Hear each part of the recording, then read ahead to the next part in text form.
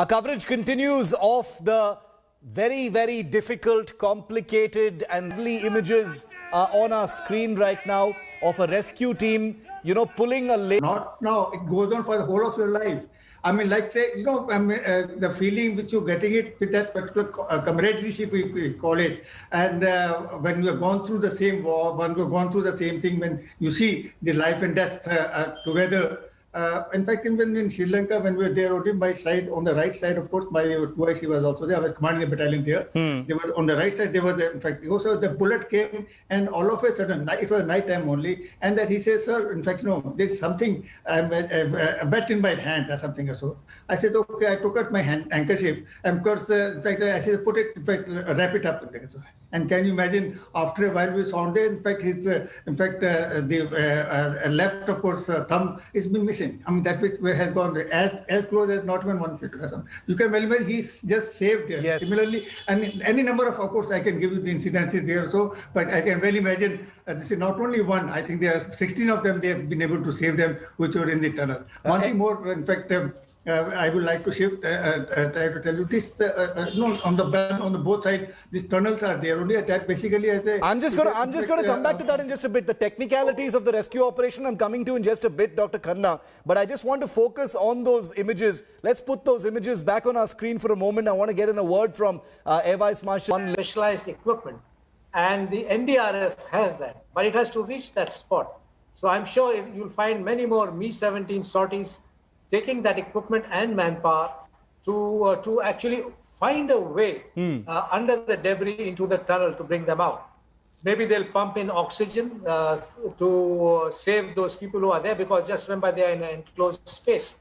But it's so uplifting to see that that particular the worker coming out from there. Lovely. And I can go on more for the helicopter side whenever you ask. I will. I'm just coming to that in just a moment, sir, because we'd certainly like to hear from you about that as well. Just one point that Air Vice Marshal Bahadur touched on, which is extremely important. These are some of the latest images coming in of the deployment of forces in the area in Uttarakhand, which has been affected. So this is just to give you, the citizen, the viewer, a live sense of India and the government's response to this horrible natural tragedy that has taken place. A very sobering view as we get you those heartening pictures of the rescue and life finding a way is, of course, that over 150 persons, probably more, are still unaccounted for and missing from the Rishiganga Hydel project site. And that rescue and relief operation, that search and rescue operation rather, is still very much underway. So this is work in progress. We have M. Shashidhar Reddy as well joining our coverage. He's former Vice Chairman of the National Disaster Management Authority. Mr. Reddy, welcome. One of the big concerns, sir, as we bring these developments and these latest updates to our viewers is that the day is almost about to end. There will be night very soon. It's very cold in the hills. What kind of challenges will this bring? Because obviously this is a race against time, sir, to rescue as many people as possible before night sets in. Yeah, and this is certainly going to be a challenge. And when it's dark and in that cold, yes, the only thing that I see, and of course I've handled the Kedarnath disaster in 2013. It was it was like a tsunami. So comparatively, this is a much smaller event, and water is receding, and it is only those who are trapped in different locations. Some of them may be in tunnels, as I just saw that man being rescued from a tunnel by the ITBP personnel. So there may be some issues like that, but I'm sure that whether it is the ITBP or the NDRF, these forces are equipped to work even in darkness. In darkness. Lighting and other facilities are available, and so cold weather, yes. So luckily there's no rain. now. In fact, the weather has been clear. It's not a rain-induced event that has taken place today. So even after it's dark, they should be able to continue with their rescue work to a considerable extent. Of course, maybe identifying people who are cut off. Some of them, people who are trapped in the tunnels, could contact outside the world through their mobiles and things like that, as it has been reported. But those who are not able to, those who are in isolated places along the stretch where the devastation has taken place, since the water has receded, they remain calm and cool. It may be late, otherwise daybreak. You're making a very important point. Thankfully the weather is a little stable. It's not raining. There isn't further flooding that's taking place. So things have sort of reached a tentative equilibrium. This, of course, can change at any time, depending on nature's fancy. But this is at least for the moment, some small sliver of good news is that some people are being rescued. 10 bodies have been recovered, which is extremely sad news. But some people have been rescued, but a large number of persons are unaccounted for and missing, 150 at the very least. So that is still a very sobering thought. I've got some breaking news coming in on this dynamic, changing situation. Okay, we can confirm to you now that a team from the Defence Research and Development Organization, or DRDO, is being airlifted as we speak to Uttarakhand. This DRDO team specializes in avalanche monitoring and advanced warning systems. The team will help plan relief, rescue and subsequent rehabilitation in that particular area. So they are being airlifted there as well right now.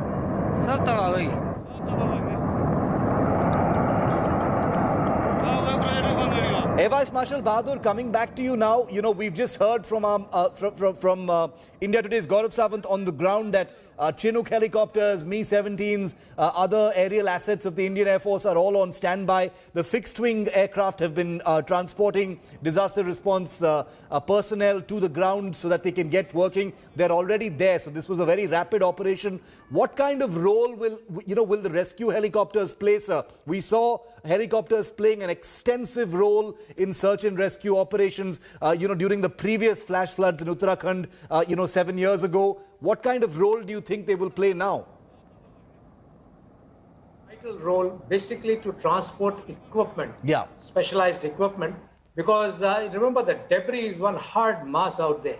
So they would require air compressors, cutters. That was a hydroelectric project. So there will be a lot of steel pipes and rods and things like that. So you would require generators, you require electric power. One of the visuals I saw, the bridge, one bridge was being washed off. Yes. So possibly the road connection is also gone. So what I would foresee is that the Chinooks would possibly undersling the generators, the air compressors, these big things which can be underslung by the Chinooks, also by the Mi-17s. But I think the Mi-17s will take in, since we have got the Chinooks now, will be taken the NDRF teams and medical personnel. While these lighter helicopters, the ALHs, would, remember the water has flown and possibly taken some bodies with them. So there will have to be a search mounted downstream to look for them. So maybe they may get used for that. But basically it will be for the relief effort that would happen. The perils, not perils, the difficulties associated. Luckily, as was pointed out, the weather is good. But if there is a hydroelectric project coming up, we have to be very watchful of wires, cables that are there. It's a narrow valley, as we saw at places. Upstream, where the glacier broke and fell into the river, that place is going to be very tricky, because the winds, there is that Venturi effect that happens in narrow valleys. So the pilots have to be extremely careful. Okay. For the turbulence. In fact, we're going to get some images of the aircraft on standby in just a few minutes from now. Eva Marshall, I'll come back to you on that as soon as we get those images as well. But these images just in, and I want to put the sound up, of exultant laborers who've just been rescued. Let's listen into them. आप लोग कितने थे? हाँ बेटा आप इधर मत चलो पीछे ठीक है बोलो बद्री विशाल की बद्री विशाल की बद्री विशाल की जो आपने दिया था मेरे को Well, that's the sound of people who've been given a second shot at life after being rescued. It is an unbelievable scene here of those who've been rescued, spending some time with their rescuers from the ITBP. There, just taking it all in, letting it sink in that they're still very much alive and have been given another chance. I want all of our viewers to listen into these voices for a moment.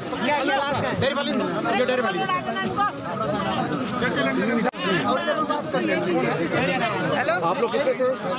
हाँ बेटा आप इधर मत चलो पीछे ठीक है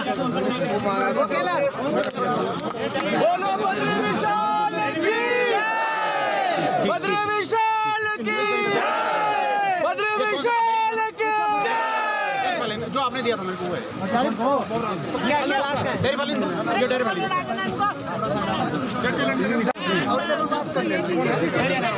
आप लोग कितने थे?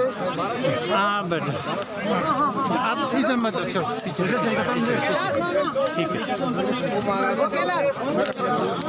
बोलो बद्री विशाल की बद्री विशाल की बद्री विशाल की जो आपने दिया था मेरे को Pure joy and disbelief after being rescued following many hours under tons of debris following that super flash flood in Uttarakhand. These are the laborers who've just been rescued from near the Tapovan site, and they cannot believe that they've been brought out alive. It's an amazing moment that has been captured here on India Today's cameras. The rescuers, gods, whatever you want to call them, are those brave ITBP personnel who are making sure the laborers are okay, they're warm, they get medical treatment, help, get some food as well before they are handed back to the authorities. So this is an amazing image that you will see nowhere else. We've got some more breaking news coming in now.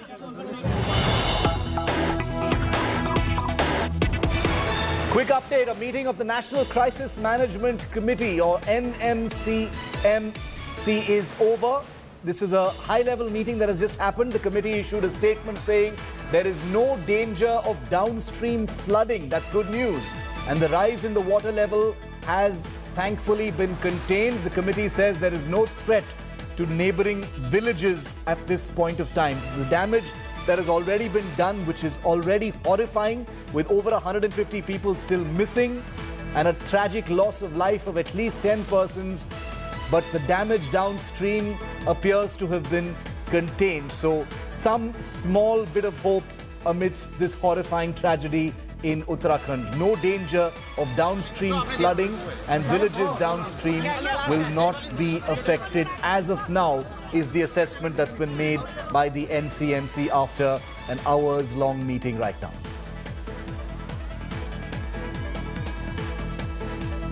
Mr. Reddy, coming back to you now, is there a possibility of more damage? The NCMC has just met, no danger downstream, but with this glacial breakage, is there always the possibility of this happening again? Will there be more vulnerabilities further upstream, or the areas that have already been affected now?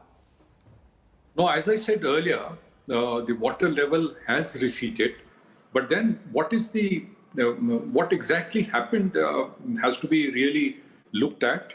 The DRDO team is also there. What I feel,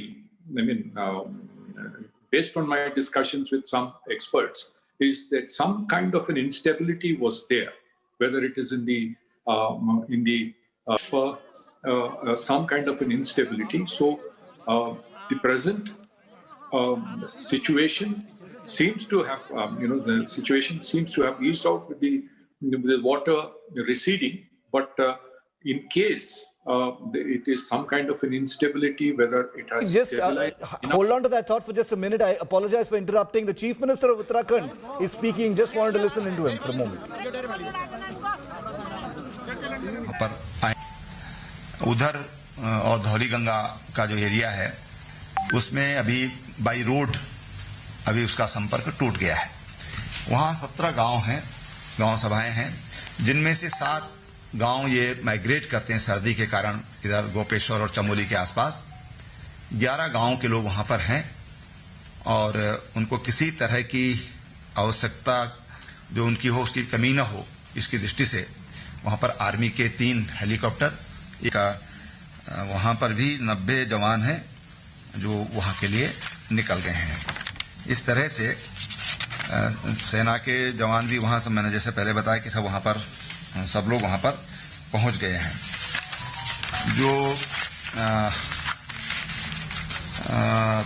माननीय प्रधानमंत्री जी को जैसी ही खबर लगी तो helicopter में मैं था, वो भी हेलीकॉप्टर में थे और उन्होंने बहुत चिंता व्यक्त की और कहा कि भाई किसी तरह की भी कोई हेल्प की जरूरत है तो आप मेरे ऑफिस में इसके लिए बात करिए। फिर दोबारा उनका फोन जब हम लोग पूरा सर्वे करके लौट रहे थे और जोशीमठ में हम लोग पहुंचे तो फिर दोबारा उनका फोन आया और फिर उन्होंने काफी चिंता व्यक्त की है और उन्होंने कहा किसी तरह की भी कोई आवश्यकता है तो वो आवश्यकता, वो सहयोग भारत सरकार करेगी। अमित शाह जी का भी आया, अमित शाह जी के भी 2 बार फोन आए और अभी जब मैं देहरादून में जब मैं मीडिया यहाँ अपना जो सेंटर है उसमें पहुंचा तो महामहिम राष्ट्रपति जी भी का भी फोन आया। उन सब ने बड़ी चिंता व्यक्त की है। इसके अलावा योगी जी, उन्होंने कहा कि कोई भी सहयोग है तो हम करने के लिए तैयार हैं। बिहार के मुख्यमंत्री नीतीश कुमार जी, गुजरात के मुख्यमंत्री विजय भाई रूपाणी, सब ने सहयोग के लिए सब लोग आगे आए हैं। साथ ही हमारे जो उद्योगपति हैं अनंत अंबानी, मुकेश अंबानी जी के बेटे, उनका भी बिल्कुल अभी जब मैं यहाँ पहुंचा इस कैंपस के अंदर तो उन्होंने कहा हम अपने फाउंडेशन के लोग भेज रहे हैं, किसी तरह की भी सहयोग अगर देवभूमि के लिए आवश्यकता है तो हम लोग सहयोग करने के लिए तैयार हैं। पतंजलि योगपीठ के आचार्य बालकृष्ण जी, उन्होंने कहा जितने भी कोई अनाथ बच्चे हों, कोई वो हों तो हम उनको गोद लेने के लिए योगपीठ तैयार है, उनके हम शिक्षा दीक्षा उनके लिए हम लोग तैयार हैं। और तत्काल कोई अगर आवश्यकता है तो उसके लिए उन्होंने कहा कोई भी अगर आवश्यकता वहां पर है तो हम सहयोग के लिए तैयार हैं, हम सरकार के साथ खड़े हैं।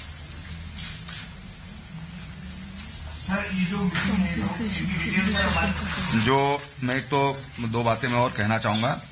एक तो मैं मीडिया का धन्यवाद करना चाहूंगा, इसलिए कि किसी तरह की भी कोई अफवाह फैलाने में जो फैल जाते हैं ऐसे मौकों पर और उसके कारण जो पैनिक क्रिएट होता है, मीडिया का मैं बहुत धन्यवाद करता हूं कि बहुत संभल करके और बहुत अच्छे तरीके से मीडिया ने साथ दिया है। उसके लिए मैं उनको बहुत, जितनी भी मैं प्रशंसा करूं, जितनी भी मैं आपका धन्यवाद करूं, मैं समझता हूं कम होगा। और जितने भी हमारे अभी मृतक हैं उन सबको हम 4-4 लाख रुपए का मुआवजा राज्य सरकार देगी।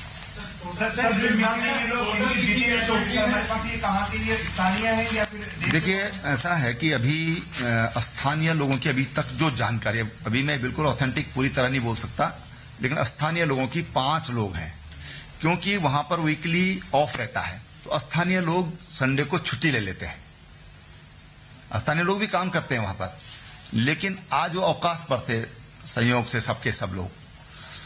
तो स्थानीय लोगों की जो 5 लोग जो रेणी गांव में हुए हैं उनमें 2 लोग तो इसके अलावा पर 180 भेड़ बकरियां भी वहां पर इसमें बह गई हैं। 180, 30 एक की और 150 दूसरों की जो अभी तक जो जानकारी मिली है। और उनके जो चरवाहे थे वो भी उसमें चले गए। 1-2 महिलाएं घास वास काट रही थी तो चली गई। तो कुल मिला के 5 की वहां पर अभी तक अपुष्ट जानकारी वहां पर उसकी है। सर, इस बात का असेसमेंट हो पाए कि हमें किस बात की जरूरत है, हमें किस चीज की जरूरत है? देखिए, वहां पर अभी जो जरूरत है वो पूरी हमारे पास उपलब्ध है। डॉक्टर्स की टीम हमारे पास है, हमारे पास रेस्क्यू के लिए हमारे पास ITBP, SDRF, NDRF, सेना, ये सब हमारे पास है। हेलीकॉप्टर्स हमारे पास पर्याप्त मात्रा में है, आवश्यकता पड़ने पर उनका इस्तेमाल करने की जरूरत पड़ेगी तो उसका इस्तेमाल करेंगे। जो भी ये जो हमारा आपदा प्रबंधन केंद्र है, यहाँ पर खबर आ गई थी, लेकिन मैं बाहर था, वो एक्टिवेट हो गया पूरा। हमारे प्रिंसिपल चीफ सेक्रेटरी से लेकर के और तमाम हमारे सेक्रेटरीज लगातार संपर्क में, लगातार वो मुझे जानकारी दे रहे थे फील्ड से। और हम लोगों का संवाद, अभी जब मैं इधर इंटर कर रहा था तब भी मेरे को वहां से सूचना मिली, जब मीडिया सेंटर में मैं अंदर प्रवेश कर रहा था, तो लगातार संपर्क में है, संवाद बहुत बेहतर कायम है। देखिए अब जो पानी की स्थिति है, तो रुद्रप्रयाग से पीछे अब पानी एकदम साफ पानी है। जब हम जा रहे थे तो मैठाना गांव है चमोली से थोड़ा इधर से जाते हुए पहले, तो वहां तक पानी में मैलापन था और लकड़ी बहकर आ रही थी, लेकिन आते समय पानी का लेवल बिल्कुल सामान्य है। लेकिन जो श्रीनगर जैसे हमारा प्रोजेक्ट है, उसके पानी उससे खाली कर दिया गया था ताकि किसी तरह का रिस्क न रहे। तमाम जो रेलवे का काम चल रहा है उसको खाली करा दिया गया था। तमाम जो हमारे नदी, गंगा जी के किनारे और अलकनंदा के किनारे जितने भी कस्बे हैं, सबको हाई अलर्ट पे कर दिया गया था। और जैसे रिवर राफ्टिंग है उसको हरिद्वार स्केच तक, और यूपी सरकार से भी सुबह ही बात हो गई थी कि वो गंगा के किनारे जो भी ऐसे स्थान है वहां पर सतर्कता बरतें। मिसिंग लोग कितने आपने बताया अभी? देखिए, अनुमान के तहत मिसिंग 125 के आसपास हो सकते हैं, ज्यादा भी हो सकते हैं, क्योंकि अभी जो कंपनी के लोग हैं वो भी अभी कुछ बता पाने में एकदम, अभी सब लोग रेस्क्यू में लगे हुए हैं। तो ऊपर, क्योंकि ऊपर का प्रोजेक्ट कमीशन हो चुका था, वो काम उस पर चल रहा था, उस पर एक 36 लोगों की 35-36 लोग वहां पर काम कर रहे थे। उनमें से 5-6 लोग उनके सुरक्षित हैं, 2 पुलिस के जवान वो सुरक्षित हैं। तो एक 29-30 के आसपास वहां पर अनुमान है, लेकिन वहां पर डॉक्यूमेंट के कोई बच्चे ही नहीं है कि कागजों के आधार पर कुछ कह सकें। अगर आप ठीक पीछे देखेंगे तो आपको टिहरी डैम का जलस्तर दिखाई देगा, जो धीरे धीरे बढ़ता चला जा रहा है। चमोली में आई आपदा के बाद जिस तरीके से ग्लेशियर वहां पर फटा और उसने तबाही मचाई, एनटीपीसी के पूरे डैम को तबाह और बर्बाद कर दिया, और लगभग 150 के करीब लोगों के बहने की वहां से सूचना आई, जिसमें काफी लोगों की डेड बॉडीज भी रिकवर हुई। उसके बाद से धीरे धीरे कर टिहरी डैम का जो जल स्तर है वो धीरे धीरे बढ़ता चला जा रहा है। हालांकि रोक लिया गया है यहाँ पर टिहरी डैम के जल को, जिससे आगे आने वाले समय में जो मैदानी क्षेत्र हैं, चाहे वो ऋषिकेश हो या फिर वो हरिद्वार हो, वहां तबाही ना हो, क्योंकि अगर पानी एक साथ छोड़ा जाता है तो वहां आने वाले समय में दिक्कत हो सकती है। क्योंकि महाकुंभ का समय है 2021 का, 11 फरवरी को पहला स्नान है, तो वहां कार्य चल रहे हैं और उसकी वजह से कार्य को रोक दिया गया है। हर जगह से तट के पास रहने वाले लोगों को खाली करने के आदेश दे दिए गए हैं, खाली करवा लिया गया है। ये अगर टिहरी डैम का ये जल स्तर देखेंगे, ये किलोमीटर्स की अगर तादाद में कहा जाए तो फैला हुआ है, और आम दिनों में इतने ऊपर पानी नहीं होता है, लेकिन जल स्तर धीरे धीरे बढ़ रहा है। ऐसे में ये एक मुश्किल का विषय ज़रूर है, और ये जो आपदा की घड़ी है जिसमें काफ़ी लोग अपनी जान अभी तक गंवा चुके हैं, उनके लिए ये एक संयम का भी समय है कि जो लोग जिनको बचाया जा सकता है, NDRF, SDRF, पुलिस, फायर की टीम लगातार उनका रेस्क्यू कर रही है, रेस्क्यू में लगातार लगी हुई हैं। कैमरामैन अनिल बडूनी के साथ Dilip Singh Rathore, Tehri dam. Hello everyone, this is Rahul Kamal here. Hope you enjoyed this video. For the latest news and analysis, like and subscribe the India Today YouTube channel, and don't forget to press the bell icon to stay updated.